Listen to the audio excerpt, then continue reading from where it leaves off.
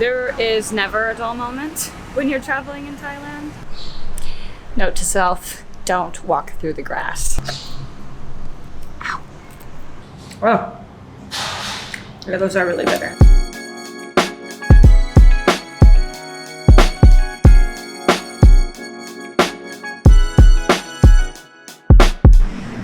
I've had a day. I had booked a bus to travel from Bangkok to Hua Hin. It was for 2 p.m. I learned that with the last bus that I took to give yourself plenty of time to get to the bus station super early because there's a good chance there's going to be some type of delay. So I check out of my hostel, it's about 11 in the morning, and Google Maps has been pretty good with wherever I need to go. I can pretty much put it in on Google Maps, and Google Maps will give me like the bus, the train, whatever option that I need to do. And it just seemed like every option they gave me just wasn't what Google thought it was going to be. So it started out with one bus that they said was coming every 20 minutes, but it was coming every 45 minutes. Finally that bus comes and I get on and I tell them where I'm going and they're like, well, we're not going there. So I thought, okay, well, I'll just pay my fare and get off whenever you tell everyone to get off. And I've noticed that's something that happens. You'll get on a bus and then like we'll be like halfway through the route and they'll just kind of usher everybody off the bus. And so I don't know like if there was some indication that this was a shorter route or a different route, but then I'm unexpectedly at some stop and I have to reroute myself again, and so that happened today. And then I'm waiting again for the next bus that I'm supposed to take now that I've adjusted my route, and that one just did not seem to be coming. And at this point it's like 12:30 and I'm beginning to panic because I'm thinking, okay, well the bus maybe with traffic and things could take 30 minutes to an hour to get where I have to go. I'm supposed to check in for my long haul bus by 1:30 and I'm like freaking out a bit. So then I go over and I'm like, okay, let me just spend the money and get a taxi. I go to not one, but 2 taxis, and both of them just told me no. Like they were literally just like, no. And then, much to my surprise, the bus that I was waiting for kind of like pulls up and I'm like, oh, okay, I'm gonna get on this bus.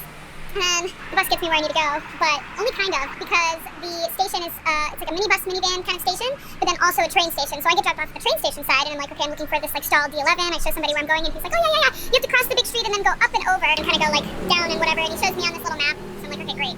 So I make my way over there, finally get to my bus, and by now it's 1:15, so I'm actually feeling good. Like against all odds, I made it here on time. So I stopped from 7-Eleven for some snacks, and then promptly at 1:30, everyone else had showed up. I end up being the last person to get on the bus with the crappiest seat, even though I had to buy 2 seats, including my luggage. My luggage did not get a seat, and I had like a middle seat. I'm tired, and it's kind of hot. It's not as air conditioned as some of the other buses, and I'm like really just exhausted and frustrated, and I'm like a bit emotional after the whole journey just to get to this bus. But whatever, I made it to the bus. I'm on my way to Hua Hin, and then as I'm like following, I know the location that I'm going, so I'm looking on GPS to see roughly when we're supposed to arrive. A couple of girls hop off at a hotel that's around the corner from the alley where we're supposed to get dropped off, and then he just kind of passes the alley that we're supposed to get dropped off, and he goes like another mile down the road before he stops, and I didn't really want to ask anybody, I didn't really want to ask him to stop for me, so I just kind of like let it keep going, and then the first time he stopped, I was like, okay, I'll get off. So I totally passed like where I wanted to go, and even where we were supposed to be going, I had to like backtrack a little bit to get to my accommodation, so I'm further along than I really wanted to be, but then I get off the bus. I just immediately start, we were heading south, and so I immediately kind of like turn around and start walking north. And there's a lot of these really cute little, first of all, there's a Starbucks on the corner, which of course, and then after that, there's like all of these cute little boutique shops. I'm thinking, oh my gosh, I'm actually pretty glad that I ended up coming down this far because I probably wouldn't have seen these really cute shops otherwise. So I'm really excited to be able to drop off my luggage and come back to this area tomorrow and check out some of these shops. And then I changed my camera battery 2 times to try to find a battery with a little bit of life in it so that I could film this story, this documentary at this point. And a monk comes up to me and he asks what country I came from, and he gave me this like bracelet, and it was super sweet. And I thought he asked for a donation, so I went to give him money, and I don't know if that was offensive because he said, no, it's free. But yeah, he gave me this like little yellow bracelet with this charm on it, and I just thought like, it just made me feel like everything went the way that it was supposed to go today, even though the journey was a little bit frustrating and it didn't totally go how I planned for it to go or how I needed it to go. I still made it here, and I think it went the way that it needed to go. So yeah, just kind of like a sweet thing that happened and a nice interaction, and it just kind of made me feel a lot better about my afternoon so far. So now I'm going to get a tuk-tuk ride. Well, I thought I was recording, but I wasn't.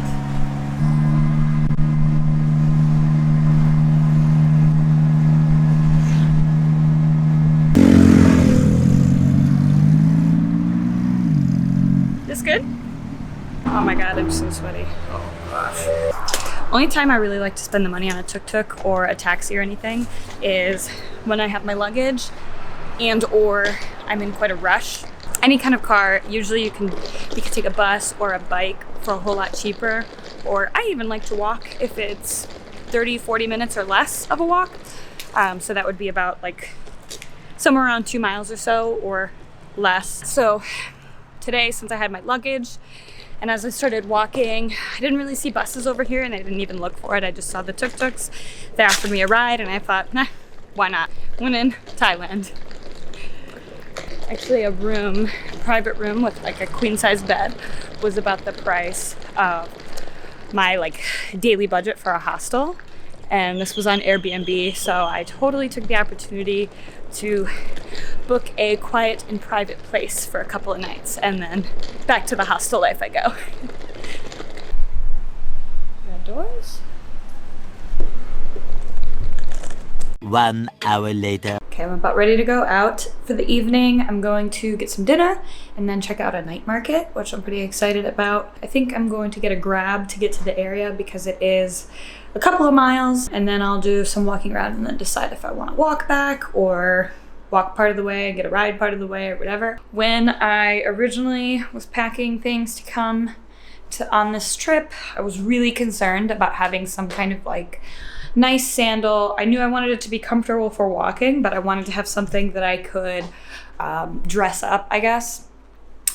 So I ended up picking these like kind of like a chunky heel type of thing. They were actually really cute. I got them at DSW like right before my trip, and I got really excited and I thought they would be a great option, even though they were a little bit bulky. And then when I got here, I felt so stupid for having them because nobody wears heels except like super bougie tourists and ladyboys. And I don't really want to be considered or confused for either one of those. No offense if you are either one of those, that's just not me. So I ended up actually just ditching them at my hostel. I put a little sticky note on them saying that they were free. And that was probably one of the better decisions I've made thus far. And then I just picked up like some basic flip-flops because even the night that I went out, like drinking, dancing, and all that stuff, people were literally just wearing like basic flip-flops or slide-on sandals. So I freed up the space in my suitcase, which made room for some of the clothes that I've gotten, and then replaced them with just like a simpler flip-flop. And then also they're great for the beach. So lesson learned on that.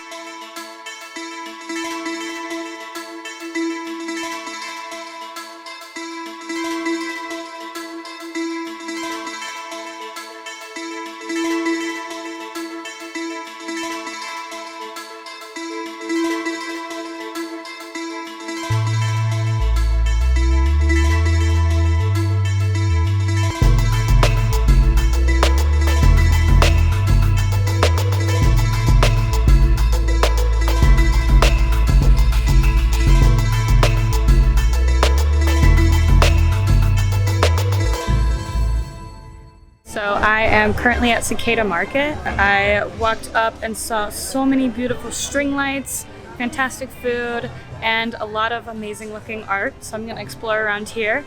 I just had dinner and I didn't film because I was talking to a nice French couple and didn't feel like being judged for vlogging, but the portion was pretty small, so I'm glad that I have some space to get some snacks, maybe something like dessert, something sweet. We will see.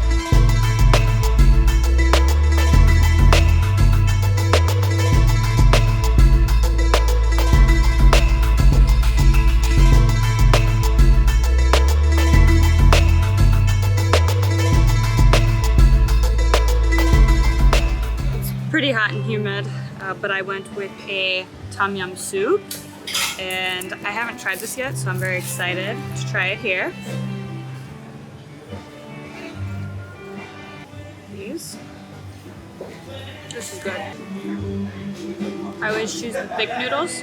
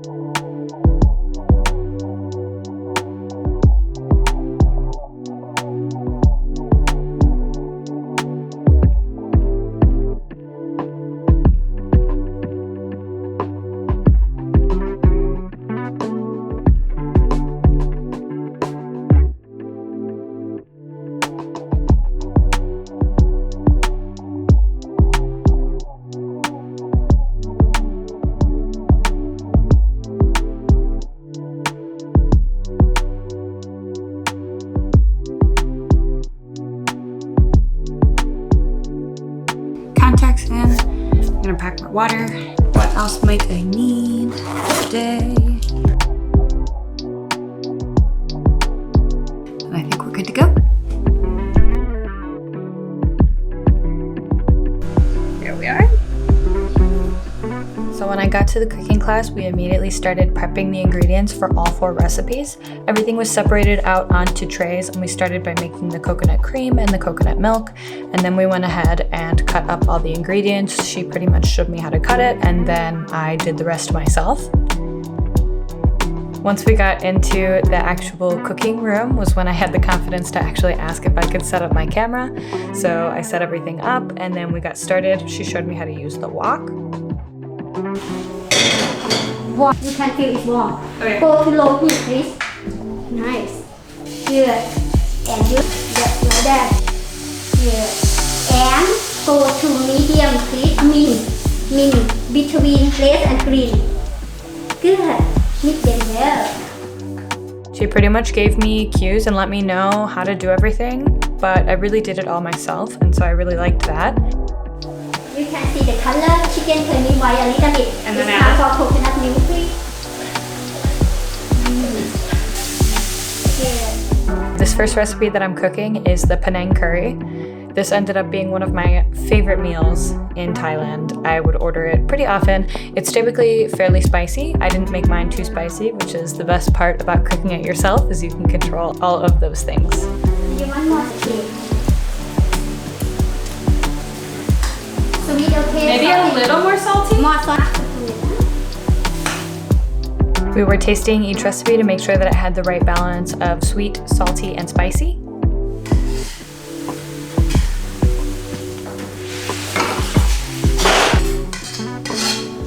Really nice.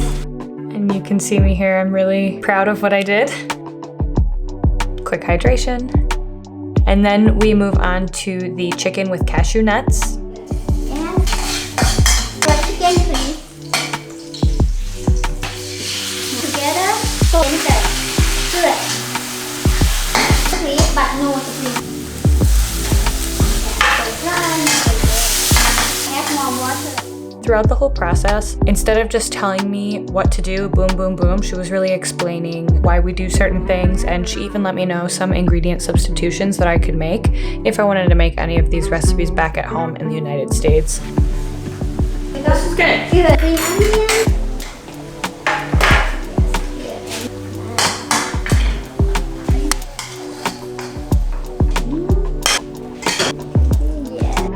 Again, I'm very proud. Also, sorry about the lighting in this video because I really had no control over it, but I still wanted to get the recording, so it's kind of all over the place. So bear with me. Now you can add mushroom. Prawn sauce to The next recipe is the Tom Yum Goong, the Tom Yum soup with shrimp. This is my third and final recipe that involves the wok, because the fourth recipe that I chose is a papaya salad, which doesn't involve any actual cooking. I did not get the making of that one on video.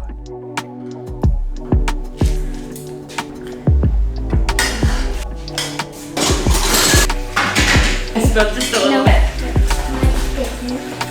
Hopefully that lighting wasn't absolute crap.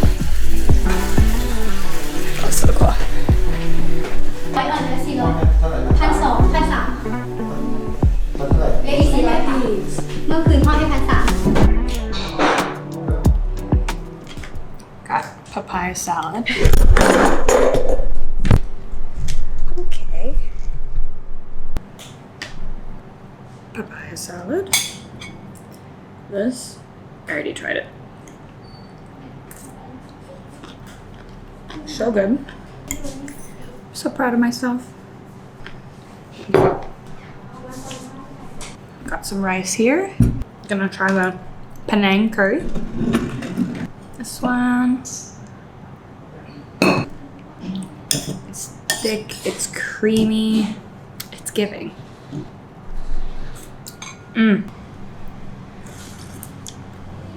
It's like, it's not very coconutty for how much coconut cream and coconut milk we use. So good. What do they call these, like baby eggplants or something? Oh, Yeah, those are really bitter. But they're good for you. It's so good. Thank you, enjoy.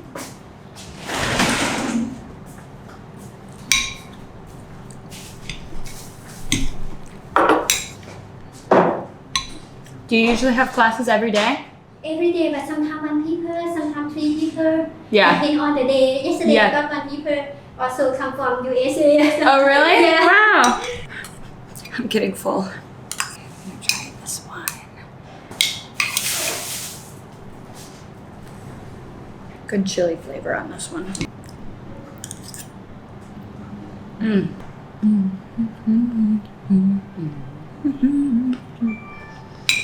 I forgot. Still have to try the soup.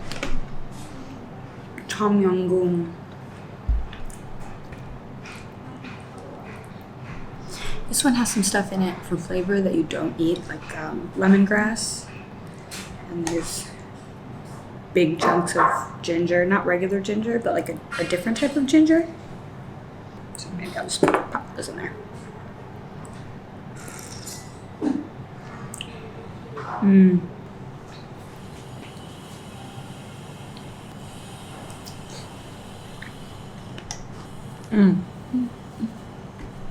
Super good. Love these little mushrooms, little shrooms.